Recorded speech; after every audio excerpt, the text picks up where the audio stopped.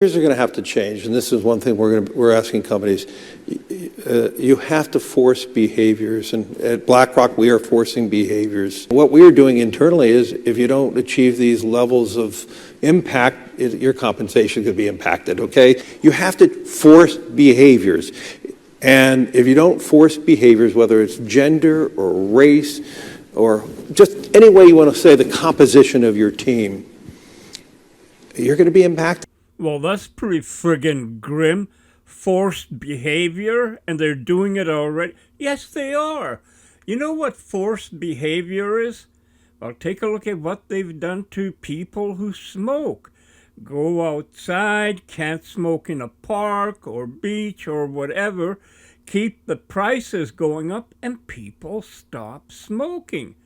Seat belts. Maybe that was one of the early ones for forced behavior.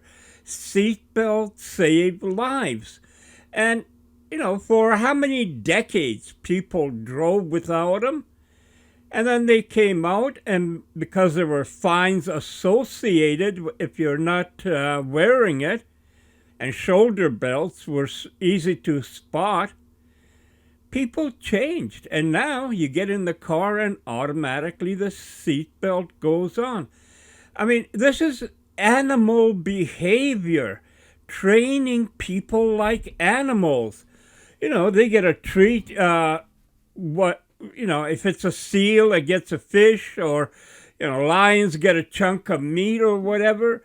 But it's animal training. That's why, the ones like CEO of BlackRock, Feinstein, I think that's his name, but Larry, oh, I should call him Larry because no. But that's why these people look down on us. I'm not even talking about the middle class that they look down on, but even the smaller millionaires, the ones you're going to have to knock out of anything so that you can prosper. Well, good afternoon, ladies and gentlemen across our beautiful country of Canada, our friends around the world in the known and unknown universe. Welcome back to your favorite Angry Canadian on the 7th day of December 2023. Man, this day is almost perfectly in between my dad's birthday, which was earlier, and my 59 years that I have been in Canada. Holy shit, I'm giving away the top secret, my age. You know what happens when you get old? Oh, things just creep up on you. You're going outside if it's icy, and you gotta walk extra careful because if you fall down, you could bust your hip, or, all these different things. Watch what you eat.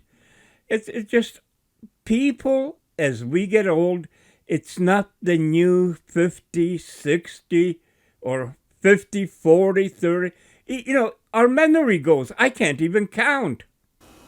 I feel shitty, oh so shitty. It's a pity how shitty I feel. Miss my bright eyes, miss my firm thighs, and my skin is so thin it's a sin. Who's that funny gal in that mirror there? Who can that old lady be? Such a worn out face, a much slower pace. Is this really me? How can this be? Me? No more plane trips, and my nose drips, and my cooking has come to a stop. So I'm happy to be able to eat out a lot. I've had great fun, and I ain't done. I'm so thankful for such a swell life, 'cause I've loved it all as mom and grandma and wife. Man, I feel like what she said is that I've had a great life. Nothing was perfect. In life, nothing is. People sometimes expect that and get disappointed. But overall, I had a great life, and I've made a lot of mistakes, and I'm trying to do better every single day. And the other thing I discovered, I'm 68 and a half, is that you keep learning. When I was young, I thought I knew it all. I didn't need any older person to tell me anything. And now I look at the young people and wonder what's going to be their future, because things have changed and not for the better. Canada's housing agency, the CMHC, predicts a 32% drop in home building this year, as higher interest rates and red tape are blocking construction. The agency projects that we will be 3.5 million homes short by the year 2030, based on our current estimates of building and population growth. Many Canadians are struggling to meet monthly bills, according to a recent survey. Yeah, the new Leger poll found nearly half of us are living paycheck to paycheck, with most young people likely to say their finances are in poor shape. It's hard to imagine what the young people today will do. Again, I've talked about this before. When I was out of high school, I got a job. It was a small British Columbia town. Jobs were plenty, predominantly sawmill, mining, and you made really good money. That allowed you to pay your own rent and save up enough money to buy a new car. Along the way, you could also eat quite well because all these costs were low. Gasoline, I mentioned smoking. I used to smoke for more than 20 years. I can't imagine smoking today when the pack of cigarettes is over $10. I used to smoke between a pack and 2 packs a day. Depends on, how things were going. But everything is changed and changing. But above all else, the biggest change we have is our freedoms are being eroded by a bunch of crooked, I'm going to say it, bastards in Parliament, in government, who think rules apply to everyone equally except them or their friends, their wealthy friends. If you're like SNC-Lavalin, you don't have much to worry about. There's not going to be a probe of you or, a Liberal Party and Trudeau. Give me a break. Trudeau is one of the worst, if not the worst, Prime Minister Canada has had.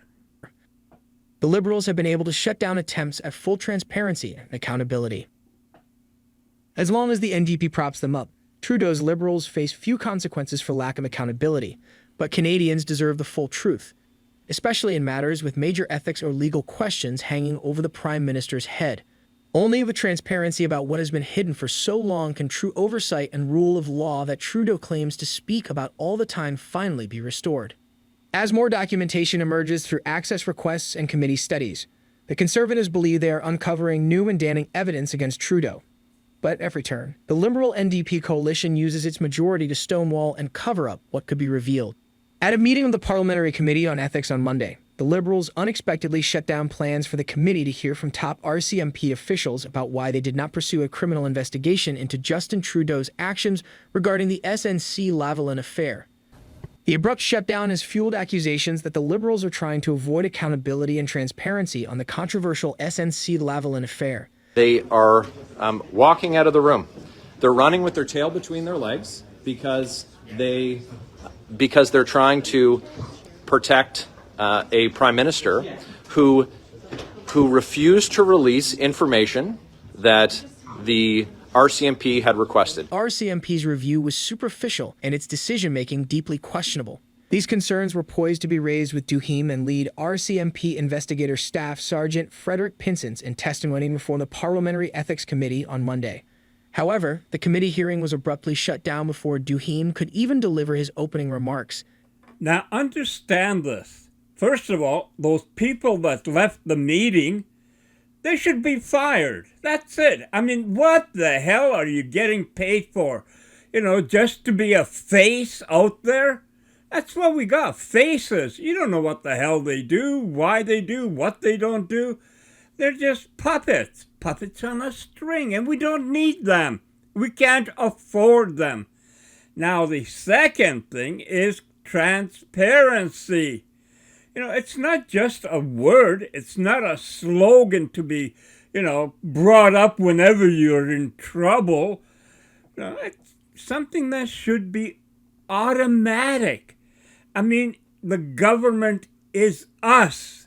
We run, or should run, the country according to how we want.